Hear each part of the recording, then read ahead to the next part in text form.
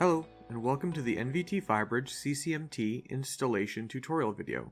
My name is Nico, and today we will be looking at showing you where and how to download and install the CCMT management software. Before we go into the installation of the server and the client, it should be noted that the server is typically installed on a single device on the network, ideally on a static device like a Windows server. Then, the client is to be installed on any workstation which will be used to manage the switches. The two may not necessarily be live on the same computer, and you can absolutely have more than one client installed to manage the network. When accessing our website's home screen at nvtphybridge.com, you will see a pop-up window. Clicking Download for Free will redirect you to the CCMT download page. Selecting Download Now on this page will allow a zip file to be downloaded onto your PC.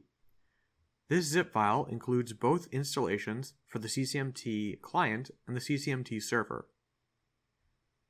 Once the zip file has been downloaded, we can extract the files into our Downloads folder and proceed with their installations. Installing the server and client should usually take 1 or 2 minutes, but we'll try and speed things up in this video for a bit of brevity.